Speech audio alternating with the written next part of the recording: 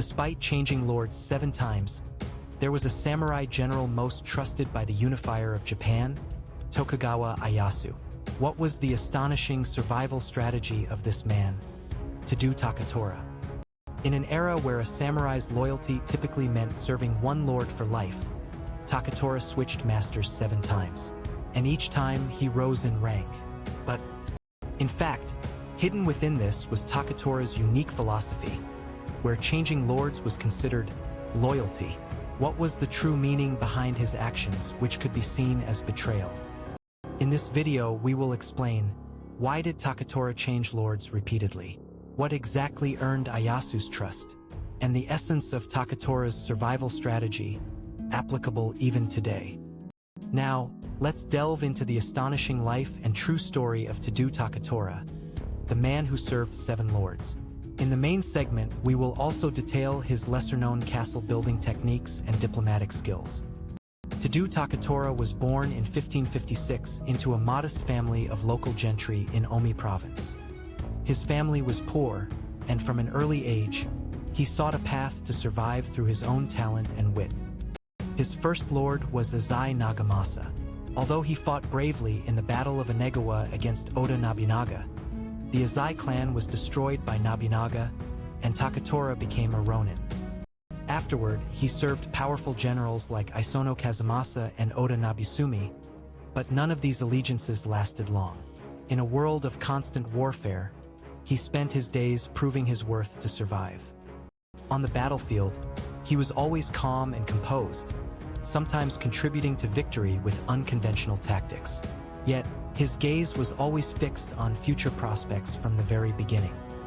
In other words, he chose his lords not merely for maintaining his current status, but as places where his talents could be fully utilized. Why couldn't the still relatively unknown young Takatora settle in one place? It was because he possessed exceptional talents beyond mere spear-wielding. However, his talents would truly blossom only after his encounter with a later lord, Toyotomi Hidenaga. Takatora achieved distinction on the battlefield yet continuously changed lords. So why was he not scorned as a traitor? It was because he consistently delivered outstanding results wherever he served, and many regretted losing his talent. And the next lord, too, sought his abilities. His true value lay in ability and utility beyond mere loyalty. This sustained him during his wandering years. In 1581, Takatora finally entered the service of Hashiba Hidenaga, Toyotomi Hideyoshi's younger brother. This marked the greatest turning point in his life. Hidenaga highly esteemed Takatora's talents and allowed him to fully utilize his abilities. Takatora, in turn, revered Hidenaga as his true lord and devoted himself to him. Under Hidenaga, Takatora's signature skill, castle construction, flourished. He was responsible for the layout of Yamato Koriyama Castle and Wakayama Castle, and his expertise became renowned throughout the land. He displayed his prowess not only in military matters but also in diplomatic negotiations. As Hidenaga's right-hand man, he contributed significantly to the stability of the Toyotomi regime. At this time, Takatora chose to maximize his own growth by serving Hidenaga as a vassal rather than a mere lord. This was the true essence of Takatora's survival strategy. Hidenaga deeply trusted Takatora and respected his opinions. By meeting Hidenaga, a lord of exceptional caliber, Takatora was able to fully unleash his talents. In the 10 years he served Hidenaga, Takatora's stipend increased from 3,000 koku to 80,000 koku. This was a testament to the fruit of his talent and Hidenaga's magnanimity. Takatora made great strides during his fruitful period with Hidenaga. So what exactly was the object of his loyalty?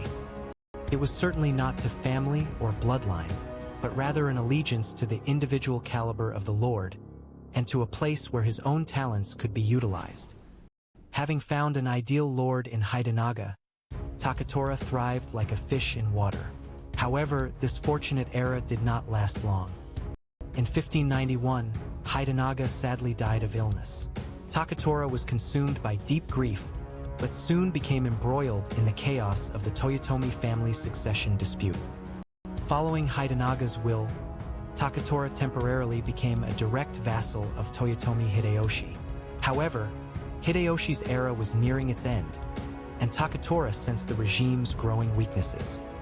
Takatora discerned the exceptional caliber of Tokugawa Ieyasu, one of the 5 great elders. Anticipating Hideyoshi's demise, he discreetly deepened his contact with Ieyasu. He participated in the Korean campaigns, the Keicho invasion, gaining Hideyoshi's trust, while simultaneously solidifying his relationship with Ieyasu.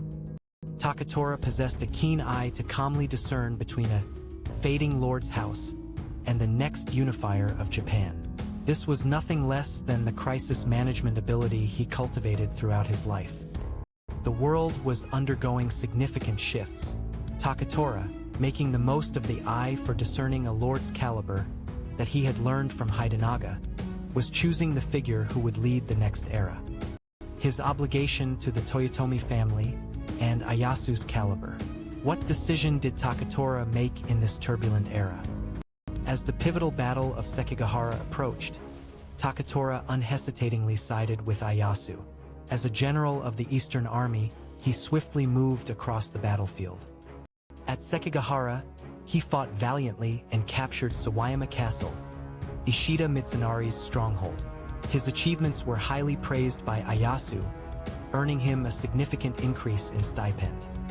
Ieyasu particularly valued Takatora's castle-building techniques. In the construction of castles after the unification of Japan, his talent for layout and design became indispensable. After Sekigahara, Takatora became the lord of Aoimabari domain and later transferred to Ieyasu domain. His castle-building expertise was also utilized in the construction of important Tokugawa shogunate strongholds, such as Edo Castle and Ziz Castle. Takatora displayed true loyalty to Ieyasu alone. Ieyasu understood this and treated Takatora with great favor. During the sieges of Osaka, he showed absolute loyalty to Ieyasu and Hidetada, contributing to the capture of Osaka Castle. He had decided to devote his life to the Tokugawa family. Takatora, heavily relied upon by Ieyasu, established an unshakable position as a daimyo. So, what was the true essence of his survival strategy? It was not merely being a jack-of-all-trades betrayer, but the ability to accurately understand his own worth and find the place where he could shine brightest. His choice of lords was not mere calculation, but the optimal choice to fully utilize his talents and serve the world and its people. And once he chose a lord, especially Ieyasu, he swore absolute loyalty and consistently delivered results beyond expectations. This was the source of Ieyasu's trust. Why did Takatora change lords repeatedly? It was because he served not family, but individual ability and future prospects. He always chose the path that maximized his own value. What earned Ieyasu's trust? It was his exceptional abilities, castle building, military, diplomacy, his keen eye for discerning a lord's talent, and the undeniable fact that he chose Ieyasu as the object of his true loyalty. The essence of Takatora's survival strategy was never being satisfied with the status quo, constantly reading the currents of the times, honing one's skills, and dedicating oneself to the most exceptional leader. His life can be said to be proof of how one who continually enhanced their own value, unafraid of change, survived a turbulent era. To do Takatora's life may well have been a thought-provoking textbook on survival strategies for us living in modern society.